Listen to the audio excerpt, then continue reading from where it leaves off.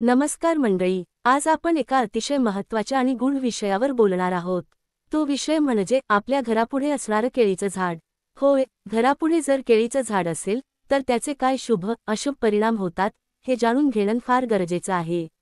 वास्तुशास्त्र, ज्योतिषशास्त्र आणि आपल्या संस्कृतीतील श्रद्धा या तिघांनी मिळून या झाडाला एक अनोखं स्थान दिलं आहे।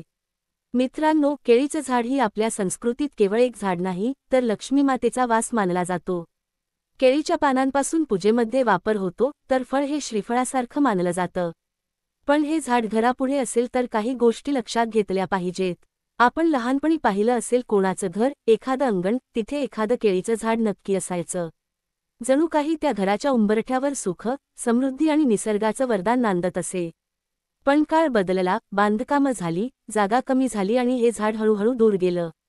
आजही काही घरी केळीची झाडं आहेत पण त्याबाबत अज्ञानामुळे अनेक चुका केल्या जातात। चुका म्हणजे योग्य दिशेत झाड न लावणं, त्याचं पालन पोषण न करणं, त्याच्या सावलीकडे दुर्लक्ष करणं। वास्तुशास्त्र सांगतं की झाडं आणि घर यांचं नातं हे भावनिक असतं, त्यातून आपल्यावर ऊर्जेचा प्रभाव पडतो। वास्तुशास्त्र आणि केळीचं झाड। वास्तुशास्त्रानुसार केळीचं झाड नेहमी घराच्या नैऋत्य किंवा आग्नेय दिशेला लावणं टाळावं। कारण या दिशांनी केळीच्या झाडाचं पसरत जाणारं स्वरूप आणि त्यातून येणारी आर्द्रता नकारात्मक ऊर्जा वाढवते। यामुळे घरात आजारपण, आर्थिक संकट आणि तणाव निर्माण होऊ शकतो। पण उत्तर किंवा ईशान्य दिशेला केळीचं झाड लावलं असेल तर ते फार शुभ मानलं जातं। उत्तर दिशेला ही झाडं घरात धनसंपत्ती वाढवतात, ईशान्येला पवित्रता आणि शांतता देते। आपण हे लक्षात ठेवलं पाहिजे, एखादं झाड जितकं पवित्र तितकंच त्याची जागा योग्य असणंही महत्त्वाचं आहे। ज्योतिषशास्त्र आणि केळीचं झाड। ज्योतिषशास्त्रातही केळीचं झाड अत्यंत शुभ मानलं जातं। बृहस्पती ग्रहाचं प्रतीक म्हणून त्याची पूजा केली जाते। बृहस्पती ग्रह बलवान झाला तर व्यक्तीच्या आयुष्यात गुरुबल, समृद्धी, वैवाहिक सुख, संतती सुख वाढतं। दर गुरुवारी केळीच्या झाडाला पाणी घालून तिथे गंध, अक्षता वाहिल्या की बृहस्पती प्रसन्न होतात। त्यामुळे जर कोणाच्या कुंडलीत बृहस्पती कमजोर असेल किंवा विवाहात अडचणी असतील तर केळीच्या झाडाची पूजा करावी। केळीच्या झाडाची पूजा विधी। प्रत्येक गुरुवारी सकाळी झाडाखाली तांदळाचा छोटा ढीग करून त्यावर हळदीने पूजन करावं। गुलाबी किंवा पिवळ्या फुलांची माळ वाहावी। नंतर ओम बृहस्पते नमः हा मंत्र 11 वेळा जपावा। यामुळे घरात आनंद आणि आरोग्य वाढतं। भावनिक कथा। आपल्या गावात एक म्हातारी आजी होती। त्यांच्या घरापुढे जुनी केळीची 2 झाडं होती।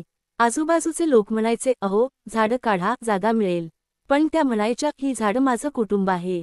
आज त्या नाहीत, पण त्यांच्या घराची समृद्धी आजही गावात उदाहरण म्हणून सांगितली जाते। ही झाडं त्यांच्या श्रद्धेची, नात्यांची आणि देवाच्या आशीर्वादाची साक्ष होती। केळीच्या झाडाचे फायदे। पूजेमध्ये पानांचा वापर पवित्रता आणतो। फळ ग्रहदोष शांतीसाठी श्रेष्ठ मानलं जातं। झाडाच्या सावलीत बसल्याने मनाला शांती मिळते। सकारात्मक ऊर्जा घराभोवती पसरते। बृहस्पती ग्रह बलवान होतो। महत्त्वाच्या सूचना। 1 झाड लावताना दिशेचं भान ठेवा। 2 दर गुरुवारी झाडाची पूजा अवश्य करा। 3 झाडाची फांदी किंवा पानं कापताना क्षमा मागा कारण त्यात देवतेचा वास असतो। 4 पाण्याची सोय नीट ठेवावी। 5 झाडाला वाढू द्या, त्याचं संगोपन करा। मित्रांनो, आजच्या धावपळीच्या जगात निसर्गाच्या या देणगीला जपा।